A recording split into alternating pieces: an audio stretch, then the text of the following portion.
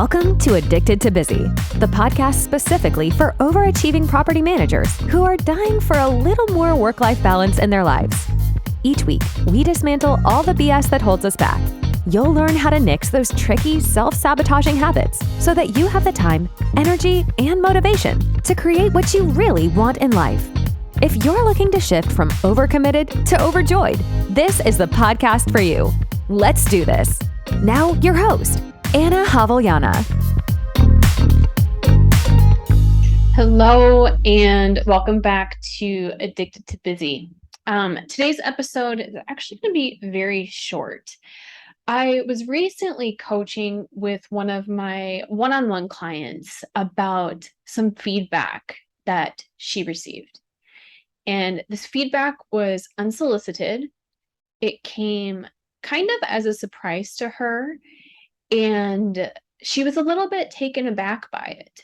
Now, we've been really working hard with her to become someone who is less reactive, and she was able to do that. She was able to hear the words that this person said and not respond heatedly and not snap at that person. However, she then thought about that feedback for the rest of her weekend. And so I think this is something that we can all consider, is what is our relationship to feedback? Are we taking it maybe too far to heart and then letting it spin into rumination? Or are we good at parsing out what it means and making a decision of what to do with those words? Feedback is great, but we also need to be very aware of what we do with it. And a lot of people don't realize that we have options. We can take that feedback to heart, or we could take pieces of it to heart, but not necessarily all of it. In some cases, we might want to defend ourselves because perhaps there was simply a misunderstanding. And in some cases, you might just want to throw that feedback out altogether. Even though I am a coach, I still receive coaching. And so I was issued this assignment to ask directly for feedback from my friends and family. And I made this recording for my Facebook and Instagram following, and I'm really glad that I saved it so that I could then give it to my client.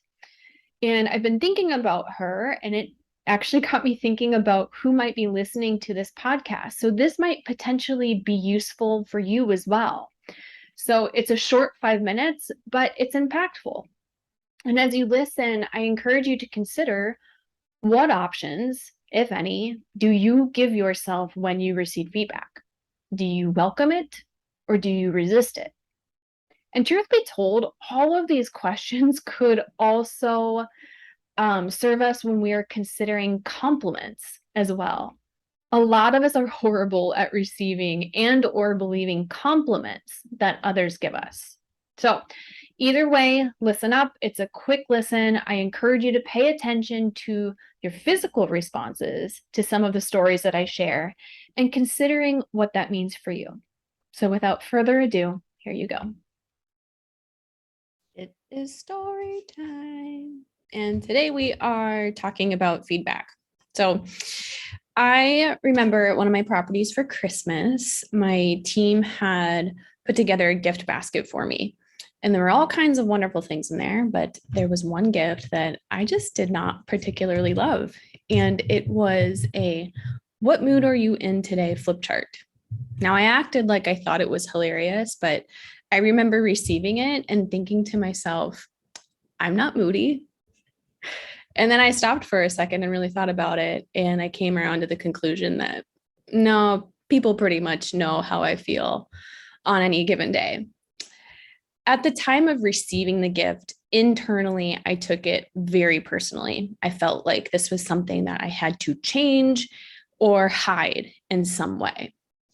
Now, I did loosen up to this idea over time. The concept surfaced again at my wedding when my best friend had offered that I tend to wear my heart on my sleeve. Now, when I heard it that time, I wasn't taking it as personally. It was more like, yeah, that sounds about right. I don't love it, but it's true. I still receive coaching, even though I am a coach. I think that I have a lot of places that I still have yet to grow.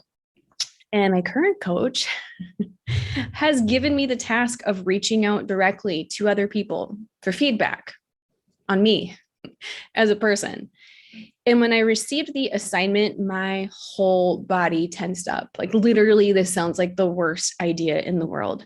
I am a perfectionist. I am a people pleaser, and I take everything personally.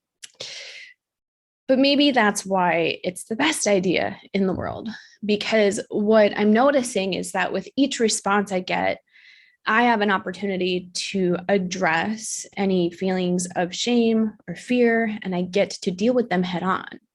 Because I know this feedback is coming, I get to interact with it differently and have a completely different experience of it.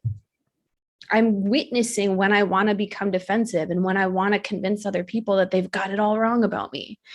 And on the flip side, I've even decided like, maybe it's just okay if some people are wrong about me. There are even a few people who haven't yet responded to the request for my feedback, and that's okay because I do have a history of taking things personally.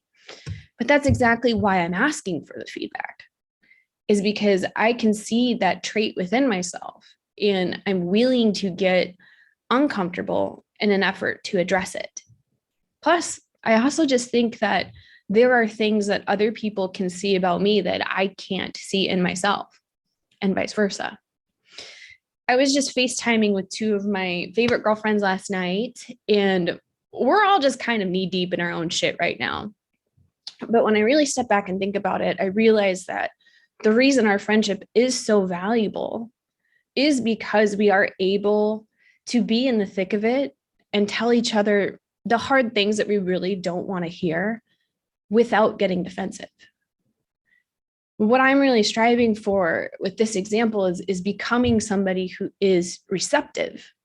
And the truth is, I have a long way to go.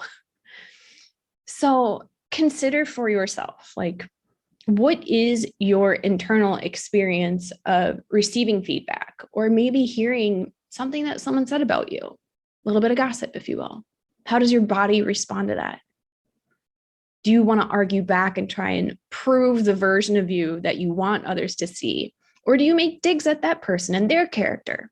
Or maybe you're like me and you just avoid and retreat entirely. The reality is that others don't see us the way that we see us, and that's okay. If we're willing to open up to each other and allow each other to misunderstand each other from time to time, we open up so much more space for ourselves to grow. And growing is hard. Growing doesn't feel good. But being somebody who is receptive instead of defensive is going to carry you so much farther. All right. Like I said, short but sweet. If this resonated with you, I want to invite you to sign up for a free coaching session. One of the reasons why I wanted to put this example out on the podcast was because of my client's experience. This one comment that she received took less than 5 seconds to say, but it took up 48 hours of her attention thereafter. If you've ever spent hours ruminating about something that someone said about you, there are tools that you can learn to help you move through that process much quicker so that you can get back to just enjoying your weekend. If you're interested, pop on over to our website and click Get Free Coaching in the top right-hand corner. Depending on when you're listening to this podcast, there may or may not be availability. So hop on over and grab your spot while they're still available. That's 𝐼𝐡𝐚𝐭'𝐬.com. That's ANNAJAV as in value, ELLANA.com. All right, I'll talk to you next week. I love you. Keep going. Thanks so much for tuning in to this episode of Addicted to Busy.